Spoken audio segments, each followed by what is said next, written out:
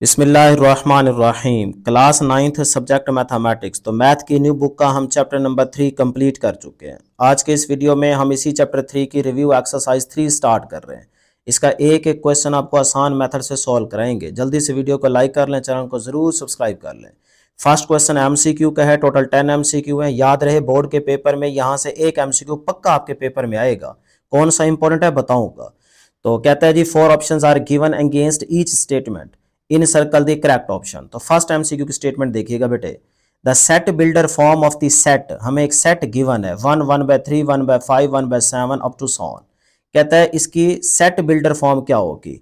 Alpha, beta, Charlie, delta options आपके सामने हैं। प्रैक्टिस आपकी हो चुकी है तो जल्दी से आप यहाँ पे वीडियो को पॉज करके आंसर बताएं कि भाई फर्स्ट MCQ की कौन सी ऑप्शन करेक्ट है। चलिए आपका टाइम नहीं वेस्ट करते बेटे, अब आपने यहाँ पे जरा गौर करना है। देखें इस 1 के नीचे तो 1 होगा ना, लिखे ना लिखे एक ही बात है। तो 1/1, फिर आगे देखें 1/3, 1/5, 1/7, फिर इस तरह चलता जाएगा 1/9, 1/11, 1/13। तो हम जरा गौर करें, नीचे जो डिफरेंस चल रहा है ना वो 2 का चल रहा है। देखें ना ऑड नंबर चलते जा रहे हैं तो यहाँ पे डिफरेंस क्या है 2 का। 5 - 3 आंसर 2, 7 - 5 आंसर 2, 9 - 7 आंसर 2।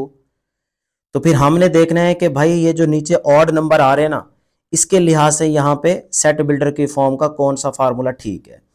तो x such that x is equal to 1/n, n की जगह 1 लिखें तो ये आ तो जाएगा 1, फिर आगे देखें 2 लिखेंगे तो यहाँ पे तो 1/2 है ही नहीं, तो अल्फा ऑप्शन नहीं है करेक्ट।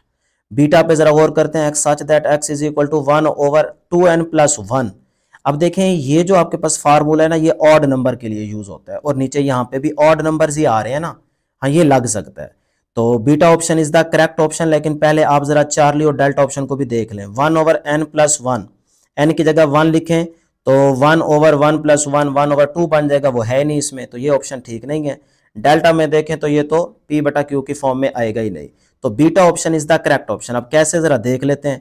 इस n की जगह बेटे जब मैं 0 पुट करूंगा तो 0 को 2 से मल्टीप्लाई तो आंसर 0, 0 को 1 में ऐड करेंगे 1, तो 1/1 आंसर 1, तो ये आ जाएगा 1। फिर आगे देखें इस n की जगह जब मैं 1 पुट करूंगा तो 2 को 1 से मल्टीप्लाई करेंगे 2 आएगा, 2 को 1 में ऐड करेंगे 2 + 1 3 हो जाएगा 1/3, तो ये देखें 1/3 आ रहा है। फिर उसके बाद n की जगह जब 2 पुट करूंगा तो 2 को 2 से मल्टीप्लाई 4, 4 को 1 में ऐड करेंगे 5, तो 1/5, तो 1/5 ये ठहरा है। फिर इसी तरह से आगे चलते जाएंगे, तो ये beta option is the correct option. Clear है जी। नंबर 2 बेटे, नंबर 2 पे जो आपके पास MCQ है वो है if A is equal to empty set then power set.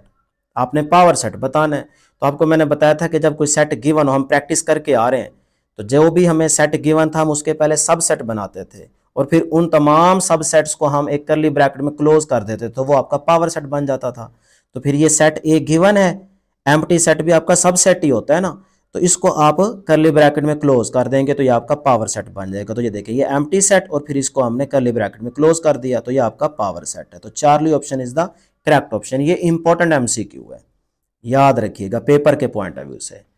उसके बाद डियर स्टूडेंट्स नंबर 3 पे कह रहा है इफ यू यूनिवर्सल सेट में दिया गया 1 2 3 4 5, सेट ए भी गिवन है और सेट बी भी गिवन है, देन कहता है u - a intersection b।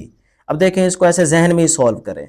a intersection b का मतलब क्या है कि a और b में जो कॉमन है, तो यहाँ पे ये b है ये a है, 1 2 3 3 4 5, 3 क्या है इसमें भी है इसमें भी है, तो कॉमन आ गया, तो इसका मतलब इसका आंसर आ गया 3। अब u - दिस, यूनिवर्सल सेट में से इस 3 को निकाल दें, तो इसमें 3 आ रहे हैं ना यूनिवर्सल सेट में, तो ये 3 कैंसिल हो जाएगा, बाकी क्या बचेगा 1 2 4 5। तो 1 2 4 5 देख लें इसमें कौन सी ऑप्शन है 1 2 4 5, alpha option is the correct option. लो जी आसान MCQ है। अब चलते हैं जी नंबर 4 की तरफ। कहते हैं if A and B are overlapping sets, यानी कि A B में कुछ ना कुछ कॉमन जरूर है जिसकी वजह से वो दोनों क्या कर रहे हैं ओवरलैप कर रहे हैं। जिस तरह से वेन डायग्राम भी आपने देखी थी कि अगर ये आपके पास क्या है सेट A और ये क्या है B, तो अब देखें यहाँ पे क्या कर रहे हैं ओवरलैप, मतलब यहाँ पे वो एलिमेंट लिखते हैं हम जो कॉमन हो, दोनों में मौजूद हो।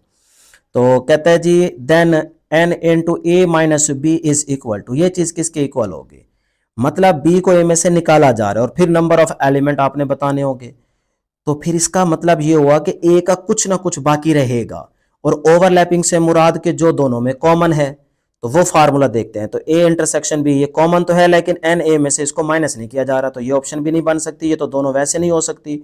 Delta option is the correct option बेटे। क्यों, देखें यहाँ पे ये ओवरलैपिंग का मतलब पूरा हो गया कि A इंटरसेक्शन B जो दोनों में मौजूद है वो आ जाएगा। तो वो number of element number of A में से क्या हो जाएंगे, माइनस, तो एन ए में से वो चीज माइनस हो जाएगी। तो ये delta option is the correct option. उसके बाद नंबर 5 में देखें, if A is the subset of B, मतलब बी बड़ा है तो बड़े में से ही छोटी चीज को निकाला जाता है ना, तो बी माइनस ए, देखें बी में से ए को निकाला जा रहा है, तो ठीक बात कर रहा है। Not equal to empty set, जाहिर सी बात है जब ए बी में से निकल जाएगा तो बी का कुछ ना कुछ हिस्सा तो बाकी बचेगा ना, तो इसीलिए वो एम्प्टी सेट के इक्वल तो नहीं होगा। सही बात कर रहा है। Then N into B minus A is equal to, अब यहाँ पे ओवरलैपिंग का जिक्र नहीं है तो सिंपल आप इसको ओपन कर देंगे, तो N B minus N A, तो ये आपके पास delta option is the correct option. उसके बाद कहते हैं नंबर 6 पे, नंबर 6 पे है बेटे आपके पास, if N into A union B, अब ये फार्मूला पीछे एग्जांपल में दिया गया है, is equal to 50, N A is equal to 30, N B is equal to 35, then N into A intersection of B is equal to, तो इसका answer आएगा बेटे 15।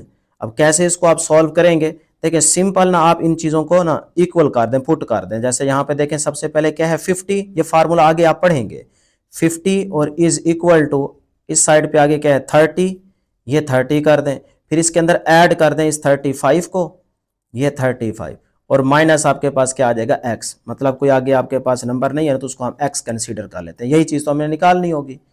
तो बेटे ये देखें जी, अब ये 50 इज इक्वल टू 30 प्लस 35 कितना हो जाएगा 65 माइनस एक्स, अब ये माइनस का इधर आके x क्या हो जाएगा प्लस का, ये 65, ये 50 प्लस का होगा तो इधर आके क्या हो जाएगा माइनस का, तो 65 माइनस 50 आंसर क्या आ जाएगा जी 15, तो ये x किसके इक्वल आ गया 15, तो ये आपका beta option is the correct option. Clear है बेटे, यहाँ तक आसान आसान एमसीक्यूज हैं। उसके बाद आगे चलते हैं जी नंबर 7 की तरफ, कहते हैं if a is equal to this, B set भी गिवन है, then Cartesian product of a and b contains exactly dash elements, तो कार्टेशियन प्रोडक्ट मतलब a cross b, a multiply b, ये चीज आपने निकाल ली है। तो इसके लिए बेटे देखें सिंपल आप क्या करेंगे, तरीका याद रख लें, सेट्स के एलिमेंट्स को काउंट करेंगे। इस सेट में एलिमेंट्स कितने हैं 4, देखिए ना अलग अलग करेंगे देर लग जाएगी, 1 को इसके साथ x के साथ, फिर y के साथ, फिर z के साथ पेयर बनाएंगे a क्रॉस b में, फिर 2 की बारी आएगी, फिर 3 की, देर लग जाएगी। आप सिंपल क्या करेंगे, इसके एलिमेंट काउंट करेंगे 4 है, इसके एलिमेंट काउंट करें 3 है, तो यहां से आ गया 3, यहां से आ गया 4, मल्टीप्लाई कर दें 4 3 12, तो beta option is the correct option. उसके बाद नंबर 8 पे कहता है if f of x is equal to x square minus 3x plus 2, then the value of f of a plus 1 is equal to, तो बेटे इसको आप सॉल्व करेंगे कि जहां पे x है ना वहां पे आप जाहिर सी बात है a प्लस 1 की वैल्यू पुट कर देंगे। तो देखते हैं जी क्या आंसर आता है, यहाँ पे इसको सॉल्व करते हैं कि f of x is equal to x square minus 3x plus 2, ठीक है।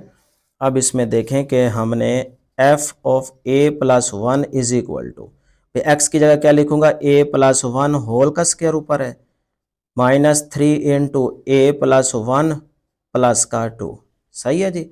अब देखें a प्लस b होल का स्क्वायर, तो फार्मूला ओपन हो जाएगा a square plus b square, 1 का स्क्वायर 1 नहीं होता है, प्लस 2ab, तो ए बी मतलब ए आ जाएगा, 1 लिखे ना लिखे एक ही बात है। क्लियर बेटे, माइनस इस 3 को इससे मल्टीप्लाई तो 3a आ जाएगा, माइनस का फिर 3 को 1 के साथ तो 3 आ जाएगा, और आगे 2 एज इट इज। अब डियर स्टूडेंट्स आगे चलते हैं कि देखें ए स्क्वायर, ये 2a माइनस 3a, तो माइनस का a बन जाएगा, उसके बाद ये 2 और ये 1 प्लस का 3 और ये माइनस का 3 एज इट इज। क्लियर, ये 3 3 से कैंसिल हो जाएगा, तो ये आ जाएगा ए स्क्वायर माइनस ए। लो जी ये आपके पास आंसर है। तो देखें कौन सी आपके पास ऑप्शन करेक्ट है, ये जी हमारे पास है delta option is the correct option, इसको आप सेलेक्ट कर लेंगे।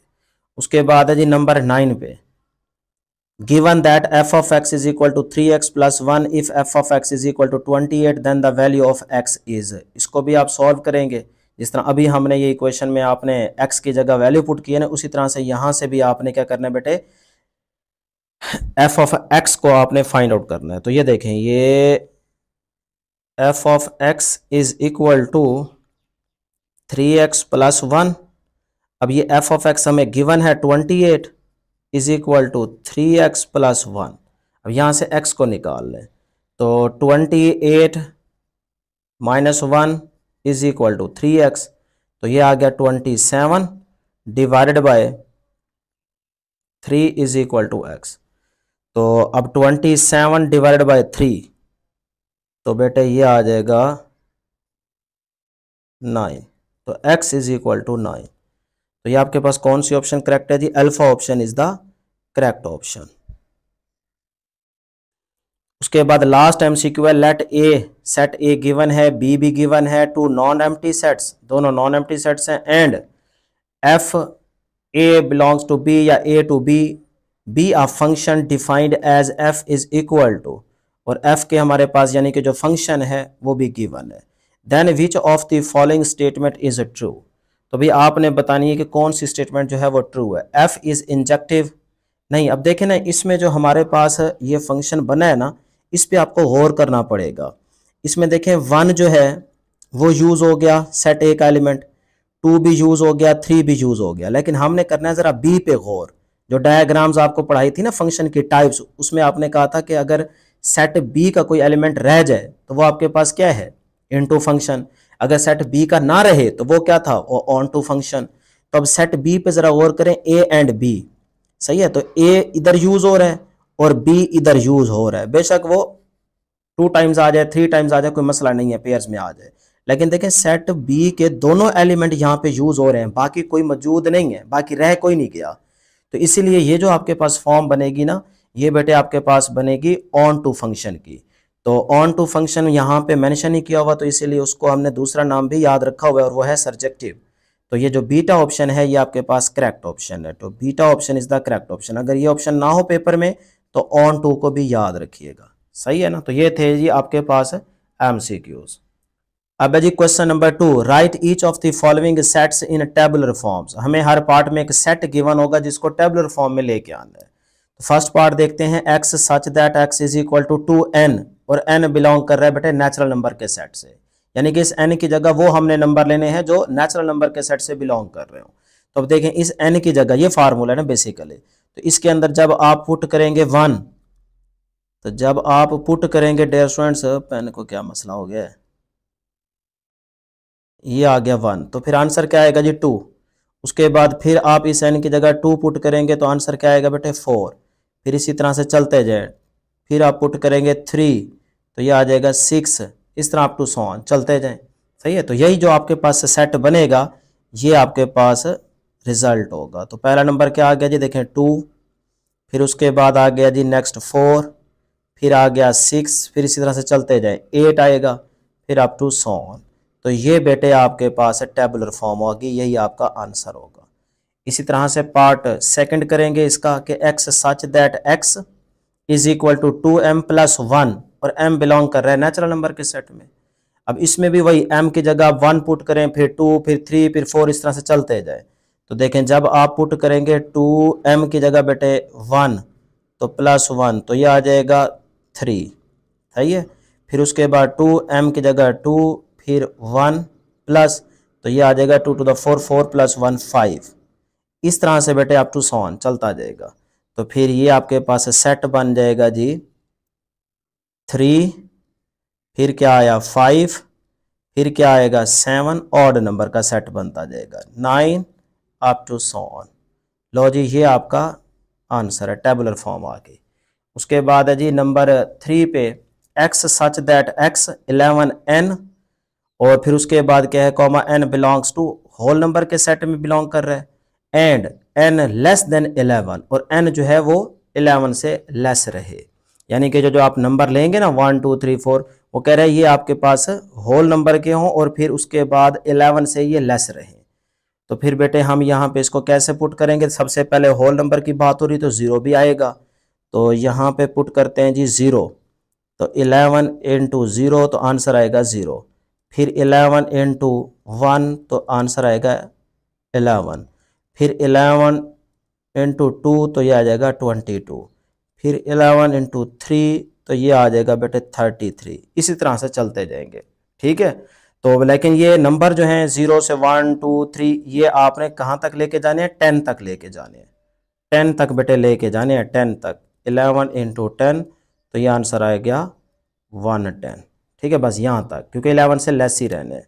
तो फिर ये आपके पास सेट क्या बन गया, ये 0, उसके बाद 11, उसके बाद 22, 33 अप टू सोन 110। लो जी ये आपके पास आंसर है। उसके बाद है जी नंबर 4 वाला part, x such that x belongs to even number and 4 less than x, x less than 6। अब यहाँ जरा गौर कीजिएगा बेटे, यहाँ पे समझिएगा। देखें x लेस देन 6 हो और x ग्रेटर देन 4 और हैं भी इवन नंबर, तो भी 4 से ग्रेटर जाए तो 5 है और 6 से लेस भी 5 है, तो 5 इवन नंबर तो नहीं है, वो तो ऑड नंबर है। तो इसका मतलब 4 से ग्रेटर और 6 से लेस कोई इवन नंबर मौजूद नहीं होता। तो इसका रिजल्ट फिर क्या आ जाएगा बेटे, इसका रिजल्ट आ जाएगा एम्प्टी सेट। ये आपके पास आंसर है। अब जी नंबर 5 वाला पार्ट कहता है x such that x belongs to o। o आपके पास क्या है, set of odd integer and 5 less than x, x less than 7। मतलब x जो है ये 5 से ग्रेटर हो और 7 से लेस हो और वो नंबर आपका बिलोंग करे सेट ऑफ ऑड इंटीजर में। तो भाई वो तो कोई नहीं हो सकता, क्योंकि x से ग्रेटर क्या है 6 और 6 7 से क्या है लेस है, तो 6 तो इवन नंबर है। तो इसका भी रिजल्ट फिर क्या आ जाएगा बेटे, एम्प्टी सेट। लो जी आपका आंसर है। उसके बाद नंबर 6 वाला पार्ट देखते हैं, x such that x belongs to q, यानी कि रैशनल नंबर का सेट में बिलोंग कर रहा है and x square is equal to 2।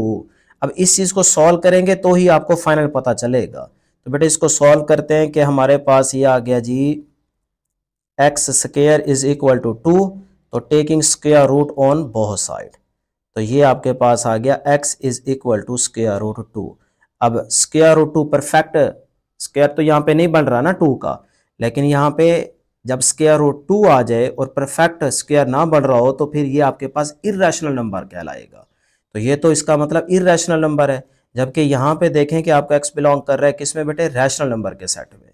तो ये आपका आंसर तो है इर्रेशनल, तो फिर इसका आंसर क्या होगा, वही एम्प्टी सेट। तो हम यहाँ पे ये भी लिख सकते हैं कि बट स्क्वायर रूट 2 जो है ये क्या है, इज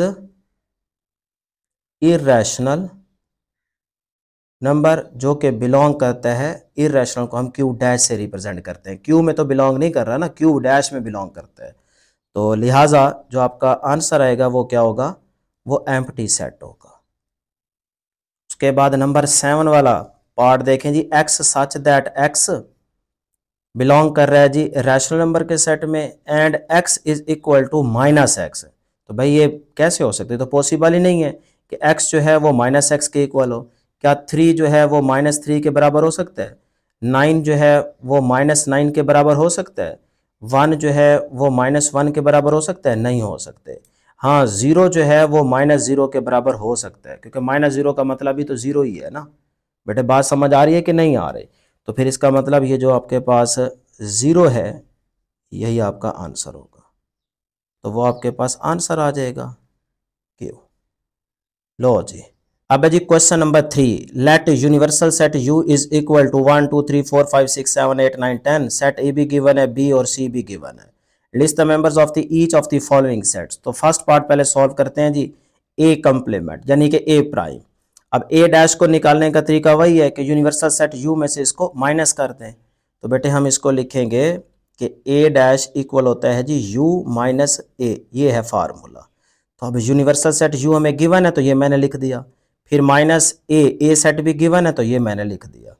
अब U में से ए को माइनस करें तो जो सेम नंबर होंगे वो कट जाएंगे, इसमें 2 है इसमें भी 2 है तो ये 2 कट जाएगा। उसके बाद 4 इसमें भी है इसमें भी है, कट जाएगा, 6 भी कट जाएगा और 8 भी कट जाएगा और 10 भी कट जाएगा।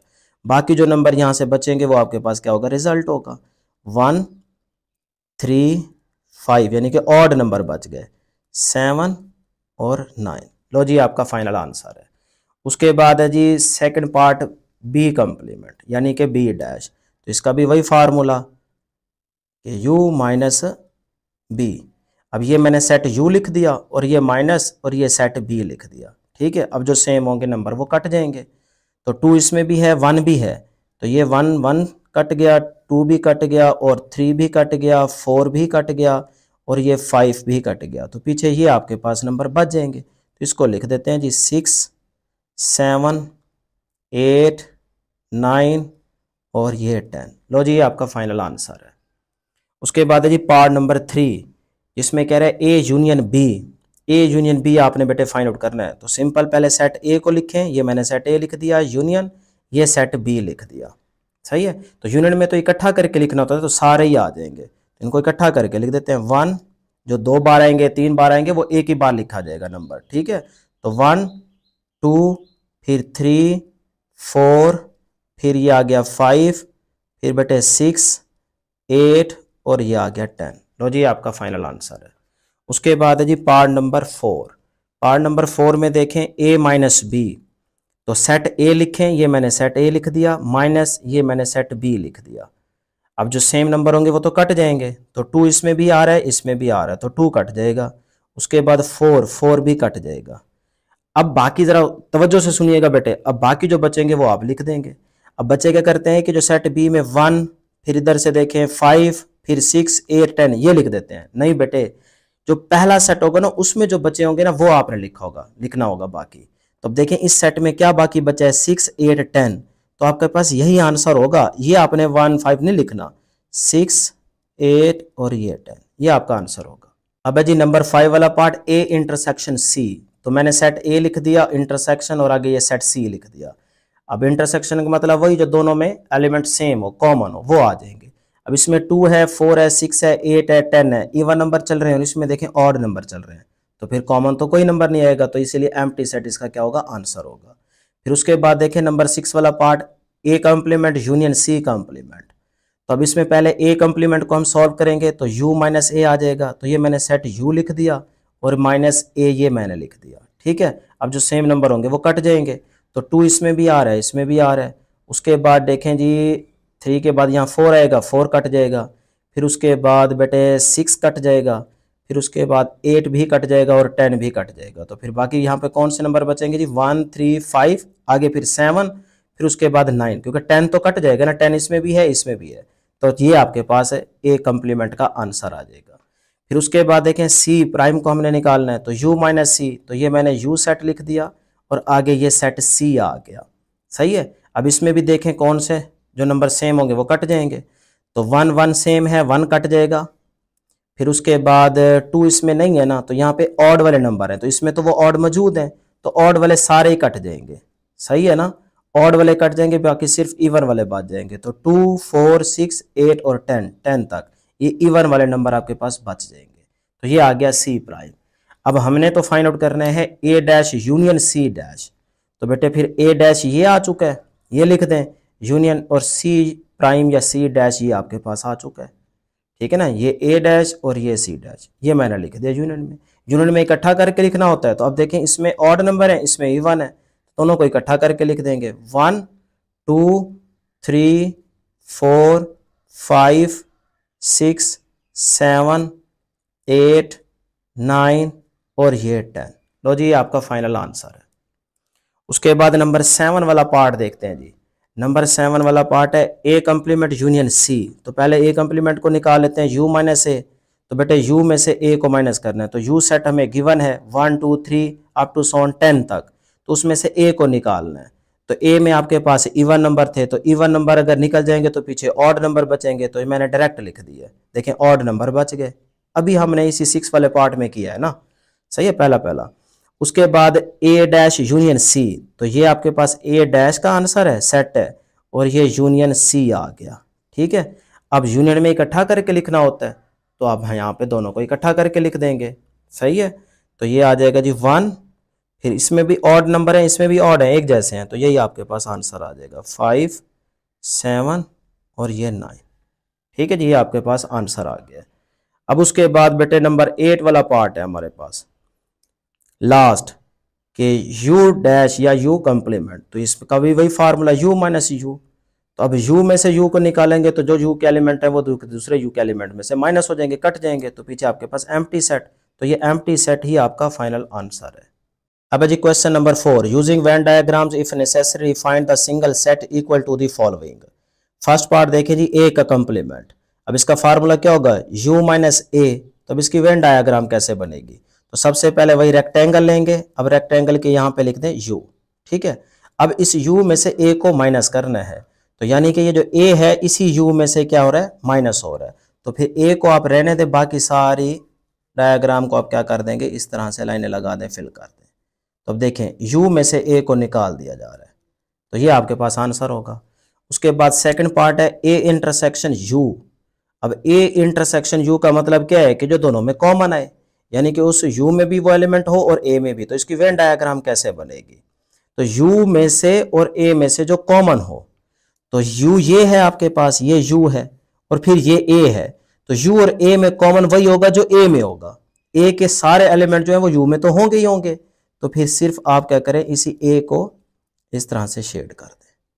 लो जी, ये आपके पास वेन डायग्राम आ गई। थर्ड पार्ट देखें, A union you, A union you. अब इसकी वेन डायग्राम कैसे बनेगी, यानी कि ए जो है, जो भी उसमें एलिमेंट है वो यू में तो होंगे ही होंगे, तो फिर इसका मतलब ये जो ए है ये उस यू में मौजूद है, तो फिर ये सारा ही शेड हो जाएगा इस तरह से। ठीक है ना बेटे, ये वेन डायग्राम इसकी बन जाएगी। अब नंबर 4 वाला part, A union empty set. अब देखें इसमें यूनिवर्सल सेट यू तो है ही नहीं, तो आपके पास रेक्टेंगल तो नहीं आएगी बेटे। उसके बाद अगर इसकी वेन डायग्राम देखनी तो सिर्फ आप इस तरह से एक सर्कल जिसमें लिख देंगे ए, सही है। अब उसके बाद एम्प्टी सेट है, तो इसको डिनोट करने के लिए आप क्या करें, एक छोटा सा डॉट लगाएंगे। ठीक है, अब देखें सेट ए का तो उसमें तो एलिमेंट है ना, उसका तो एरिया आएगा ही आएगा, तो वो तो इसमें आ गया।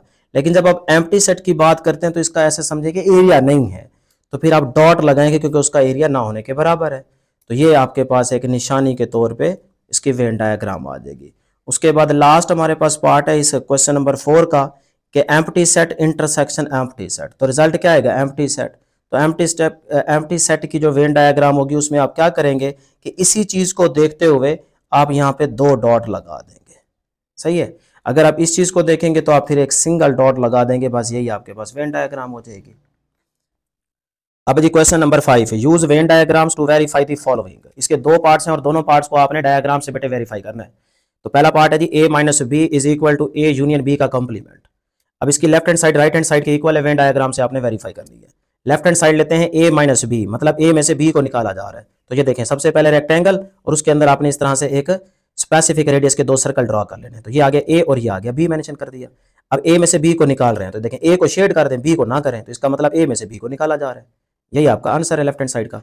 उसके बाद राइट हैंड साइड देखते हैं, a यूनियन b का कॉम्प्लीमेंट। तो इसमें सबसे पहले इस b के कॉम्प्लीमेंट को फाइंड आउट करेंगे, तो वो बनेगा u माइनस बी। तो फिर ये देखें रेक्टेंगल लें, उसमें यहाँ पे u लिख दें। अब उस u में से इस b को निकाल दें, सिर्फ आप ये b वाला सर्कल खाली छोड़ दें बस। बेशक ये दूसरा सर्कल ना भी बनाएं, अगर बनाएंगे तो इस तरह से शेड कर दें, नहीं बनाएंगे तो बस इस तरह से ये बाकी डायग्राम शेड कर दें, सिर्फ इस b को खाली कर दें। अब है a यूनियन b का कॉम्प्लीमेंट, मतलब b का कॉम्प्लीमेंट देखें तो वो तो है यहाँ पे खाली पहले से। तो अब a यूनियन b का कॉम्प्लीमेंट, तो उस b को खाली रहने दें, बाकी सारे का सारा क्या कर देंगे, शेड कर देंगे। तो उसमें a भी शेड ही हो जाएगा इस तरह से। ठीक है, ये देखें, अगर b को गलती से कर भी देंगे तो कोई मसले वाली बात नहीं है, लेकिन टेक्निकली देखा जाए तो वो गलत हो जाएगा, क्योंकि यहाँ पे तो खाली है ना, तो उसको खाली रहने दें, a के तो तमाम सेट आ जाएंगे। तो अगर यहाँ पे सेट है ही नहीं तो फिर डायग्राम से उसको एक्सप्लेन करना है, तो बाकी डायग्राम को सारा शेड कर देंगे। तो अब ये आपके पास आ गया a यूनियन b का कॉम्प्लीमेंट, राइट हैंड साइड का आंसर है। तो अब देखें लेफ्ट हैंड साइड का ये आंसर है, राइट हैंड साइड का ये आंसर है, तो दोनों डायग्राम सेम तो नहीं है, तो इसलिए कहेंगे a minus B not equal to a union b का कॉम्प्लीमेंट। तो भाई ये इक्वल नहीं हो सकते, वेन डायग्राम की हेल्प से तो ये कभी भी इक्वल नहीं हो सकते। तो आप यही लिख दें बस, ये ना सोचने बैठ जाइएगा कि यार उसने तो कहा इक्वल है, बस हमने किसी ना किसी तरीके से इक्वल करके आना, ये गलती नहीं करनी। नहीं है इक्वल तो बस यहाँ पे लिख दें कि भाई ये इक्वल नहीं है। उसके बाद सेकंड पार्ट जो है उसमें क्या कहता है कि a माइनस बी होल का complement intersection b is equal to b। हाँ, ये प्रूफ हो जाएगा। देखिए इसकी लेफ्ट हैंड साइड लेते हैं, राइट हैंड साइड की इक्वल आ जाएगी। कैसे देखें, a माइनस बी पहले निकालते हैं, तो a माइनस बी की डायग्राम जो बनेगी कि उसमें मतलब है b को a में से माइनस करना, तो b को माइनस करना है तो a को शेड कर दें, बस ये वेन डायग्राम बन गई इसकी। फिर a माइनस बी का कॉम्प्लीमेंट, तो इसका मतलब u में से फिर इस चीज को आपने निकालना होगा। तो u में से अगर इस चीज को निकालना है तो ये तो पहले से ही खाली है ना बेटे, तो अब ये आपके पास शेड हो जाएगा। तो ये इस तरह से ये डायग्राम बन जाएगी, ये देखें इस तरह से। ठीक है जी। उसके बाद डियर स्टूडेंट्स आपने देखना है कि a माइनस बी का कॉम्प्लीमेंट इंटरसेक्शन b, इसमें और इसमें जो कॉमन है, अब कॉमन क्या है जरा गौर करें, वही b, तो b को आप शेड कर दें, ये देखें इस तरह से ये b शेड हो जाएगा। तो b अगर शेड हो रहा है तो इसका मतलब ये चीज किसके इक्वल आ गई, वही b के इक्वल आ गई। बात समझ आ रही है कि नहीं आ रही। तो लेफ्ट हैंड साइड लेके चले थे तो राइट हैंड साइड का हमारे पास आंसर आ गया, तो इसका मतलब ये प्रूफ हो जाता है। तो यही आपका फाइनल आंसर, आप एंड पे लिख देंगे लेफ्ट हैंड साइड जो है वो राइट हैंड साइड के इक्वल है। अब जी क्वेश्चन नंबर 6 है, कहता है verify the properties for the sets A B and C given below. हमें set A B C given है, आपने ना इन प्रॉपर्टीज को वेरीफाई करना है। तो पार्ट नंबर 1 में देखें कहता है एसोसिएटिव ऑफ द यूनियन, इस प्रॉपर्टी को आपने वेरीफाई करना है जबकि आपको ए बी सी गिवन है, क्योंकि एसोसिएटिव में 3 चीजें यूज होती है ना। तो हम यहाँ पे पहले एसोसिएटिव प्रॉपर्टी लिख लेते हैं कि A union into B union C, और फिर यहाँ पे A union B union C. तो यहाँ से देखें आखिरी 2 को ब्रैकेट में क्लोज किया गया और यहाँ से शुरू वाली को 2 ब्रैकेट में क्लोज कर दिया। तो ये आपके पास associative of the union property बन गई। अब इसको वेरीफाई करना है, यानी कि हमने प्रूव करना है कि लेफ्ट हैंड साइड जो है वो राइट हैंड साइड के इक्वल है, जबकि हमें ए बी सी गिवन है। तो पहले हम लेते हैं left hand side A union into B union C, इसका आंसर निकालते हैं। तो पहले इस चीज को सॉल्व करते हैं, बी यूनियन सी को बेटे, बी यूनियन सी। तो ये आ गया बी, सेट बी लिख दिया मैंने, और ये यूनियन सेट सी लिख दिया। क्लियर? तो यूनियन में इकट्ठा करके लिखना होता है तो दोनों को इकट्ठा करके लिख देंगे, 3 4 5 6 7 8 9 10। ये आपके पास आ गया बी यूनियन सी। अब उसके बाद देखें हमें तो चाहिए A union into B union C, ये सारा चाहिए। तो अब लिखें यहाँ पे पहले सेट ए, ये सेट ए हमें गिवन है, फिर ये यूनियन और बी यूनियन सी का ये आंसर आ चुका है, ये वाला। तो इसको मैंने यहाँ पे लिख दिया। ठीक, अब यूनियन में इकट्ठा करके लिखना होता है तो तरतीब से लिख लें, 1 2 3 4 5 6 7 8 9 10। ये आपके पास आ गई equation number 1, A union into B union C का ये आंसर आ गया। अब राइट हैंड साइड लेते हैं, तो राइट हैंड साइड लेंगे जी A union B into union C. तो पहले ए यूनियन बी निकाल लेते हैं, ये सेट ए है और ये सेट बी है, तो इसका यूनियन निकालें तो 1 2 3 4 5 6 7 8 इकट्ठा करके लिख दें। अब हमें चाहिए बेटे यहाँ पे A union B into U union C, यानी कि A union B bracket close फिर यूनियन सी, सारा चाहिए। तो पहले ए यूनियन बी का रिजल्ट लिख दें, ये वाली, यानी कि ये रिजल्ट आया ना, इसको यहाँ पे लिख देते हैं। फिर यूनियन आगे क्या है सी, तो ये सेट सी मैंने लिख दिया, A B C set given है। तो अब यूनियन में इकट्ठा करके लिखना होता है तो इसको तरतीब से इकट्ठा करके लिख दें। तो ये आ जाएगा 1 2 3 4 5 6 7 8 यहाँ तक, फिर आगे यहाँ पे देखें 9 10 आ जाएगा, तो ये 9 10 आ गया। तो ये बन गई इक्वेशन नंबर 2। अब देखें इक्वेशन नंबर 1 ये है और इक्वेशन नंबर 2 ये है, दोनों का आंसर क्या आ रहा है? सेम। तो प्रूफ हो गया लेफ्ट हैंड साइड जो है वो राइट हैंड साइड के इक्वल है। इसी तरह बेटे सेकंड पार्ट, थर्ड और फोर्थ वाला पार्ट आप खुद करेंगे, लेकिन मैं आपको यहाँ पे प्रॉपर्टी बना के देता हूँ। चीजें तो बाकी इसी तरह से आप सॉल्व कर लेंगे ना, कि इंटरसेक्शन कैसे निकालते हैं, यूनिट कैसे निकालते हैं, तो आसान काम है, इतना तो आप खुद कर सकते हैं, लेकिन मैं प्रॉपर्टी बना देता हूँ। जैसे सेकंड पार्ट में कहते हैं एसोसिएटिविटी ऑफ इंटरसेक्शन। अब एसोसिएटिव प्रॉपर्टी ऑफ इंटरसेक्शन क्या बनेगी? A intersection into B intersection C, फिर यहाँ पे देखें A intersection B intersection C, और यहाँ पे ए बी को ब्रैकेट में क्लोज कर दिया और यहाँ पे बी सी को ब्रैकेट में क्लोज कर दिया। अब आपके A B C set given है, तो यहाँ पे लेफ्ट हैंड साइड ले और राइट हैंड साइड लेके आप देख लेंगे इक्वल आती है कि नहीं, इक्वल ही आएगी। तो कर लेंगे ना बेटे, आप तो खुद कर लेंगे, इंटरसेक्शन में जो चीज कॉमन होगी वही आएंगे नंबर्स। इस तरह से थर्ड पार्ट है distributive of union over intersection. अब डिस्ट्रीब्यूटिव जिसमें यूनियन भी आए और इंटरसेक्शन भी आएगा, दोनों आएंगे तब भी वो डिस्ट्रीब्यूटिव की प्रॉपर्टी आएगी, दोनों उसमें आ जाते हैं। तो वो प्रॉपर्टी मैं यहाँ बना देता हूँ, ए यूनियन इनटू ब्रैकेट यानी कि स्टार्ट हो रही है बी इंटरसेक्शन सी, फिर यहाँ पे देखें शुरू वाले में आप A union B bracket close intersection A union C bracket close. इस तरह से ये चीज ओपन हो जाएगी। तो अब आप वही यूनियन और इंटरसेक्शन आपको लेने का तरीका आता है, सेट गिवन है तो आप लेफ्ट हैंड साइड और राइट साइड का आंसर निकाल के चेक कर लें। उसके बाद लास्ट पार्ट है जी नंबर 4 वाला, distributive of the intersection over union. अब उलट कर दिया है, यूनियन ओवर इंटरसेक्शन यहाँ पे था, अब यहाँ पे क्या इंटरसेक्शन ओवर यूनियन है। तो इसकी प्रॉपर्टी बना लेते हैं, A intersection into B union C bracket close is equal to, अब देखें ए इंटरसेक्शन बी फिर ये यू, फिर उसके बाद क्या आ जाएगा ए इंटरसेक्शन सी, यानी कि ए इंटरसेक्शन बी पहले इसके साथ, फिर यही चीज जो है वो इसके साथ आ जाएगी। तो ये देखें, अब आप दोनों साइड्स का आंसर निकाल लेंगे, कर लेंगे ना बेटे। तो ये तीनों पार्ट जो है सेकंड थर्ड और फोर्थ वाला ये आप खुद करेंगे, प्रॉपर्टीज मैंने आपको बना दी जो मुश्किल काम है। अब जी क्वेश्चन नंबर 7 जो कि लॉन्ग के पॉइंट ऑफ व्यू से बेटे इंपॉर्टेंट है।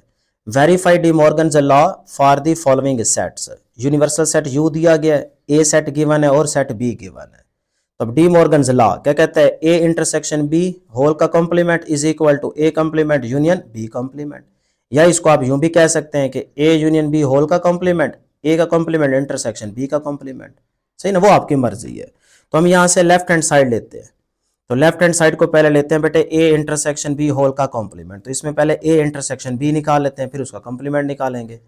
तो अब सेट ए पहले लिख लें यहाँ पे 2 4 6 अप टू 20, सही है। फिर इंटरसेक्शन और फिर आगे क्या है बेटे सेट बी, तो 1 3 5 अप टू 19 तक। लो जी ये ए इंटरसेक्शन बी मैंने लिख दिया। अब देखें इन दोनों में क्या कुछ कॉमन है बेटे, इसमें देखें ऑड नंबर चल रहे हैं, इसमें क्या है इवन नंबर, तो इनमें तो कुछ कॉमन नहीं आएगा, तो ये आपके पास एम्प्टी सेट यहाँ पे आ जाएगा। ठीक है जी। अब आगे देखें हमारे पास क्या है, ए इंटरसेक्शन बी होल का कॉम्प्लीमेंट, तो इसका फार्मूला क्या होता है कि यू में से इस चीज़ को माइनस कर देते हैं, तो ए इंटरसेक्शन बी का कॉम्प्लीमेंट, सही, ये नहीं लिखेंगे, ठीक है, ये नहीं लिखेंगे बस, तो यू में से उस चीज़ को निकाल देना होता है।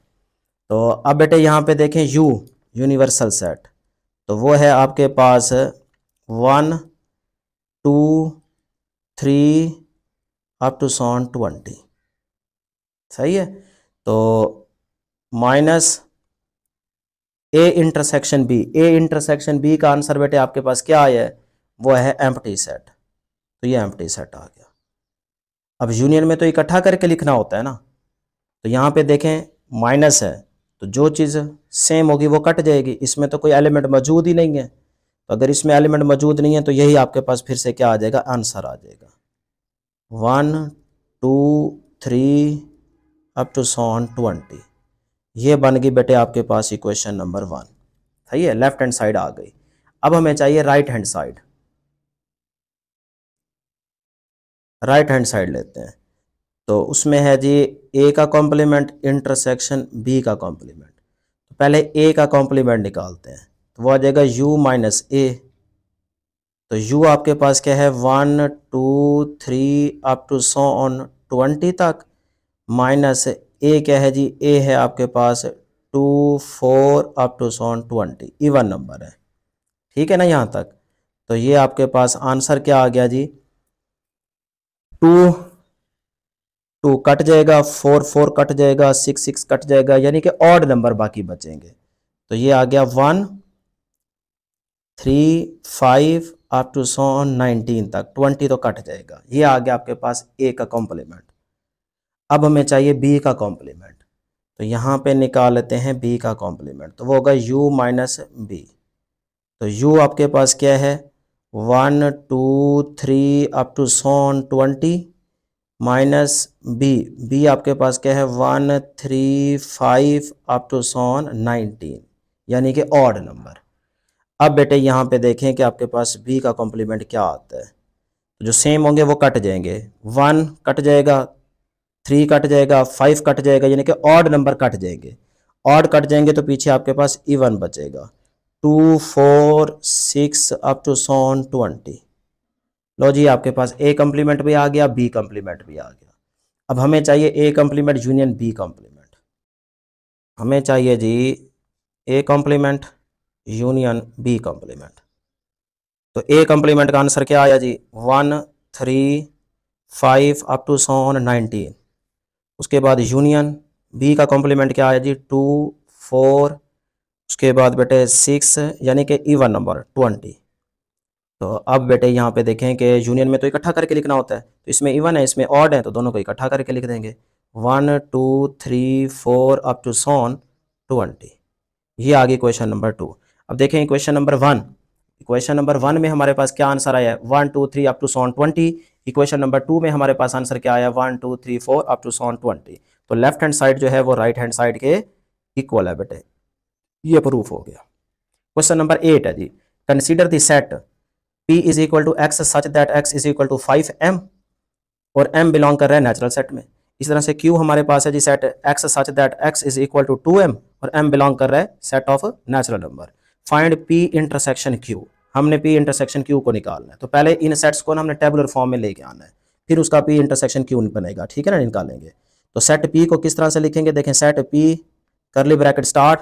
अब बेटे सेट P में देखें m की जगह नेचुरल नंबर है 1 पुट करेंगे तो 5 आ जाएगा, यहाँ m की जगह 1 पुट करेंगे तो 5 आ जाएगा, वो 5 लिख दें। फिर यहाँ m की जगह 2 पुट करेंगे तो क्या आ जाएगा 5 टू द 10, 10 आ जाएगा। फिर 3 पुट करेंगे तो क्या आ जाएगा 15 आ जाएगा। फिर इसी तरह से चलता जाएगा। तो ये आ गया सेट P। फिर उसके बाद है सेट Q। अब यहाँ देखें m की जगह क्या लिखेंगे, पहले 1 तो 2 आ जाएगा, फिर क्या लिखेंगे 2 तो 2 टू द 4, 4 आ जाएगा। इसका मतलब ये सेट आ गया जी, 1 लिखेंगे तो आएगा 2, फिर यहाँ 2 लिखेंगे तो 4 आ जाएगा, फिर यहाँ 3 लिखेंगे तो 6 आ जाएगा, फिर इसी तरह से ये चलता जाएगा अप टू 100। सही है, ये सेट P आ गया और Q आ गया। अब हमें चाहिए P इंटरसेक्शन Q। तो सेट P लिखें जी 5 10 15 अप टू 100, इंटरसेक्शन Q लिखते हैं जी 2 4 6 अप टू 100। ठीक है। अब देखें P इंटरसेक्शन Q में जो कुछ कॉमन है, जो दोनों में मौजूद हो, तो यहाँ इवन नंबर हैं, यहाँ पे देखें 5 10 15, फिर इस तरह से आगे चलता जाएगा, यानी कितने गैप से। सही है ना। तो फिर यहाँ पे कौन से नंबर जी कॉमन आ जाएंगे, 10 10 इसमें भी होगा ना, इवन तो है, यहाँ 10 है तो ये 10 आ जाएगा। फिर इसी तरह से 15 इधर नहीं आएगा, 20 आ जाएगा। फिर उसके बाद बेटे 30 आ जाएगा। इसी गैप के साथ चलते जाएंगे, तो ये आपके पास आंसर होगा। ठीक है जी यहाँ तक। उसके बाद है क्वेश्चन नंबर 9। तो क्वेश्चन नंबर 9 में क्या कह रहा है, क्वेश्चन नंबर 9 में कह रहा है from suitable properties of the union and intersection deduce the following results. तो A intersection bracket start A union B is equal to A union into A intersection of B. तो बेटे इसको prove करना है कि लेफ्ट हैंड साइड जो है वो राइट हैंड साइड के इक्वल है कि नहीं है। तो देखिए अब इसमें सेट गिवन नहीं है, बस इसी चीज को हमने प्रूव करना है। तो पहले लेफ्ट हैंड साइड लेते हैं, A intersection into A union B है ना। अब इसको कैसे ओपन कर सकता हूं, इसको ओपन करेंगे इस तरह से, ए इंटरसेक्शन ए यानी कि ए इंटरसेक्शन ए, फिर उसके बाद ये यू और फिर ए इंटरसेक्शन बी, तो ये इंटरसेक्शन बी। आसान आप यूं याद रख सकते हैं कि ये जो यू है ये बीच में आ जाएगा, फिर A intersection A intersection B. तो ये देखें क्लियर, ये ओपन हो गया फार्मूला। अब बेटे जरा गौर से बात सुनिएगा, सिंस तब लगाते हैं जब किसी चीज का हमें पहले से पता हो। तो ए इंटरसेक्शन ए, तो ए के सेट जो अगर होते तो उन दोनों में जो कॉमन होता वो आ जाता। तो अब ए इंटरसेक्शन ए का मतलब क्या है कि उसका जो रिजल्ट आएगा वो ए के बराबर ही आएगा। तो ए इंटरसेक्शन ए के इक्वल होगा ना। तो सो इस जगह पे राइट हैंड साइड में हम ये वैल्यू पुट कर देते हैं कि जहां ए इंटरसेक्शन ए है वहां पे ए लिख दूंगा। तो ये मैंने ए लिख दिया, सही है ना, क्योंकि ए इंटरसेक्शन बेटे ए के बराबर है ना, तो इसकी जगह ए लिख दिया। आगे ये यूनियन आ गया, फिर आगे A intersection B as it is आ गई। अब देखो ये जो चीज आई है हम लेफ्ट हैंड साइड लेके चले थे, जबकि ये जो रिजल्ट है ये तो राइट हैंड साइड का रिजल्ट है, सही है। तो प्रूफ हो गया लेफ्ट हैंड साइड जो है वो राइट हैंड साइड के इक्वल है। अब जी क्वेश्चन नंबर 10 कहता है if g of x is equal to 7x minus 2 and s of x is equal to 8x square minus 3। अब फाइंड, हमने पार्ट नंबर 1 में g ऑफ 0 फाइंड आउट करना है। बेटे सिंपल, बहुत ही आसान काम है। जिस तरह हमने लास्ट एक्सरसाइज 3.3 में बहुत से क्वेश्चन सॉल्व किए थे, वैसे ही यहाँ पे करेंगे कि जो ये g ऑफ x की इक्वेशन है जहाँ पे x नजर आए वहाँ पे 0 पुट कर दें। तो देखें g ऑफ 0 यानी कि यहाँ x है ना, इधर मैंने 0 पुट किया तो g ऑफ 0 बन गया, यही आपका पहला पार्ट है। तो आगे देखें 7x की जगह क्या आ जाएगा 0 माइनस ये 2। अब बेटे 0 को 7 से मल्टीप्लाई करेंगे तो 0 आ जाएगा माइनस का 2। तो आंसर क्या आ गया आपके पास माइनस का 2, यही आपका आंसर है। इस तरह इसके 2-3 पार्ट्स हैं। दूसरा देखें तो g ऑफ माइनस 1 है, तो जहाँ x है वहाँ माइनस 1 लिख दें। तो 7 इंटू माइनस 1 माइनस का 2, तो ये आ गया माइनस का 7 माइनस का 2 इज इक्वल टू माइनस का 9। ये आपके पास आंसर आ गया। इसी तरह तीसरा पार्ट आप खुद करेंगे। सिमिलरली हम एक पार्ट और कर लेते हैं एस वाली इक्वेशन से, सही है। उसके भी 2-3 पार्ट्स हैं, वो आप देख लें। मैं यहाँ पे एक एस वाली इक्वेशन का भी सॉल्व कर देता हूँ। तो S x is equal to, यानी कि इक्वेशन हमारे पास क्या है, S of x is equal to 8x का स्क्वायर माइनस 3। अब हमें एस ऑफ 1 चाहिए, तो x की जगह आपने 1 लिख दिया, तो यहाँ 1 लिखेंगे, एस ऑफ 1 बन जाएगा। आगे देखें 8x की जगह 1, इसका ऊपर स्क्वायर माइनस 3। फिर आगे देखें 1 का स्क्वायर 1 होता है, तो 8 को 1 से मल्टीप्लाई 8 माइनस का 3, तो आंसर क्या आएगा 5। तो ये आपका आंसर आ गया। इस तरह से अगले 2 पार्ट आप खुद कर लेंगे, ठीक है। अब देखते हैं जी क्वेश्चन नंबर 11। ये इंपॉर्टेंट है लॉन्ग के पॉइंट ऑफ व्यू से। क्वेश्चन नंबर 11 जो है ये इंपॉर्टेंट है, मेंशन कर लें बुक के ऊपर। Given that of x A x plus be given है where a and b are constant numbers if f of minus 2 is equal to 3 and f of 4 is equal to 10 then find the value of a and b। ये भी हमने exercise 3.3 में question solve किए हैं, तो उसी तरह से यहाँ पे सॉल्व करेंगे। देखें सबसे पहले f of x is equal to ax plus b। अब यहाँ x नजर आएगा, वहाँ पे आप माइनस 2 पुट कर देंगे, तो यहाँ पे माइनस 2 पुट किया, आगे a into minus 2 plus b। ठीक है बेटे यहाँ तक। तो अब आप चले आगे, इसको लेके ये आ गया माइनस 2 को a से मल्टीप्लाई माइनस का 2a प्लस का b। अब f ऑफ माइनस 2 किसके बराबर है, वो तो है 3 के बराबर, तो यहाँ पे यही वैल्यू पुट कर देंगे। अब f ऑफ माइनस 2 जो है ये 3 के इक्वल है ना बेटे, तो यहाँ पे आ गया 3 इज इक्वल टू माइनस का 2a plus b।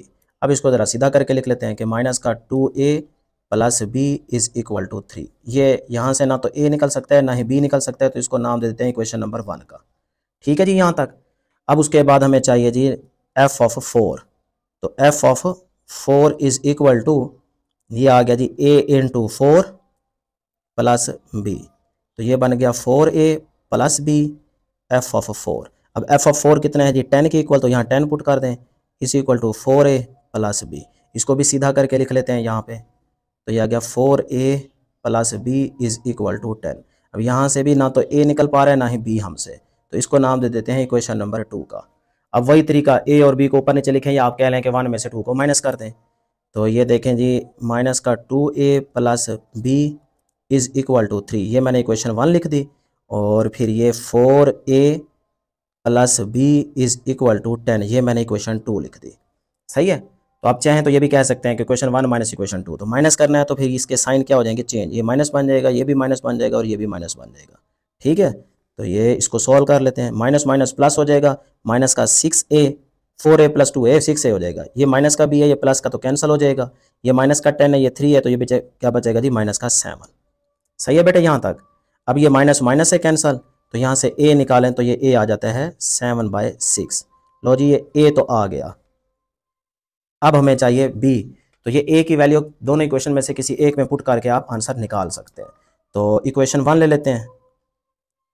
Now equation 1 becomes, वो है जी माइनस का 2a की जगह लिखते हैं 7/6 plus b is equal to 3। ठीक है बेटा यहाँ तक। तो अब ये आ गया जी 2 3 द 6, तो माइनस का 7/3 plus b is equal to 3। ठीक है ना यहाँ तक। अब ये b अपनी जगह पे रहने दें, ये 3, ये माइनस का 7/3 है, इधर जाके क्या हो जाएगा, प्लस का 7/3। क्लियर बेटे। अब ज़रा एलसीएम ले लेते हैं। एलसीएम आपके पास क्या आएगा, 3 1 का 3, तो 3 1 द 3, 3 3 द 9 प्लस 1 1 को 7 से तो 7, तो 9 प्लस 7 कितना हो जाएगा जी, 16, तो 16 डिवाइड बाय 3, ये आपके पास क्या आ गया, b। तो b की आपके पास वैल्यू आ गई 16/3। लो जी, a भी आ गया, b भी आ गया। अब है जी क्वेश्चन नंबर 12, ये शॉर्ट के पॉइंट ऑफ व्यू से इंपॉर्टेंट है, मेंशन कर लें कि शॉर्ट के पॉइंट ऑफ व्यू से इंपॉर्टेंट है। Consider the function defined by k of x is equal to 7x minus 5 if k of x is equal to 100, find the value of x। तो dear students ये देखें ना, k of x is equal to 7x minus 5 और k of x की value उसने बता दी है 100, तो यहाँ 100 पुट कर दें, is equal to 7x minus 5। तो अब बेटे ये देखें 100, ये माइनस का 5 है, इस साइड पे आके क्या हो जाएगा, प्लस का 5 इज इक्वल टू 7x। ठीक है यहाँ तक। तो 7x is equal to 100 plus 5, तो 105 हो जाएगा। ठीक जी। अब यहाँ से x निकाल लें, तो x अपनी जगह पे 105, 7 मल्टीप्लाई और इधर आके क्या हो जाएगा, डिवाइड। तो 105 डिवाइड बाय 7, तो आप करें आंसर क्या आता है, 50। लो जी, आपके पास x का आंसर आ गया 50। अब जी क्वेश्चन नंबर 13 कहता है consider the function g of x is equal to mx square plus n where m and n are constant numbers if g of 4 is equal to 20 and g of 0 is equal to 5, find the values of m and n। ठीक है जी। तो m और n की आपने value find out करनी है। तो simple बेटा ये देखें, g of x is equal to mx square plus n, ये है हमारे पास इक्वेशन। इसमें आप पहले x की जगह 4 पुट करें, ये वाली चीज़ बनानी है। तो ये आ गया g of 4 is equal to m x की जगह 4 स्क्वायर प्लस n, तो ये बन गया जी आपके पास, मैं राइट साइड को लिख देता हूँ, ये 4 का स्क्वायर 16 हो जाएगा, 16m प्लस n, और इधर है g ऑफ 4, g ऑफ 4 किसके इक्वल है, 20 के इक्वल, तो ये आ गया 20 इज इक्वल टू, ये वाली साइड लिख देते हैं 16m प्लस n। क्लियर जी। तो इसको नाम दे देता हूँ इक्वेशन नंबर 1 का, क्योंकि यहाँ से ना तो मैं m निकाल सकता हूँ ना ही n। लो जी, ये आ गई इक्वेशन नंबर 1। अब बेटे उसके बाद सेकंड कंडीशन, ये g ऑफ 0, तो g of 0 is equal to, ये आ गया जी आपके पास m इंटू 0 का स्क्वायर प्लस n। ठीक। अब देखें 0 का स्क्वायर 0 और 0 को m से मल्टीप्लाई तो 0, 0 को n में ऐड करेंगे तो n ही आएगा। और g ऑफ 0 किसके इक्वल है, 5 के इक्वल, तो ये 5 पुट कर दें, तो इसका मतलब n हमारे पास क्या आ गया, 5 आ गया। अब अगर n 5 आ चुका है तो यही n की वैल्यू यहाँ इक्वेशन नंबर 1 में पुट करके ना आप m निकाल सकते हैं। तो ये मैं यहाँ पे सॉल्व करने लगा हूँ कि 20 नाउ इक्वेशन 1 बिकम्स, यहाँ आप लिखेंगे इक्वेशन 1 बिकम्स, कि इक्वेशन 1 को दोबारा लेते हैं, 20 is equal to 16 m plus n की जगह क्या लिख दूं, 5। क्लियर बेटे। अब देखिएगा नेक्स्ट स्टेप, इसको ज़रा नोट कर लें स्टेप को। अगले स्टेप में हम क्या करेंगे यहाँ पे कि ये 25 प्लस और है ना साइड पे, इस साइड पे आके माइनस हो जाएगा, माइनस का 5 इज इक्वल टू यहाँ बच जाएगा 16m। सही है, तो 20 माइनस 5 15 हो जाएगा, इज इक्वल टू 16m। यहाँ से बेटे हमें क्या चाहिए, m, तो m अपनी जगह पे, 15 अपनी जगह पे, 16 मल्टीप्लायर है, इधर आके क्या हो जाएगा, डिवाइड हो जाएगा। लो जी, m का आंसर आ गया 15 डिवाइड बाय 16, तो m की आ गया, n भी आ गया। अब जी क्वेश्चन नंबर 14, तो पहले यहाँ पे स्टेटमेंट देख लेते हैं बुक में। अ shopping mall has 100 products from the various categories label 1 to 100 representing the universal set U. The products are categorized as follows.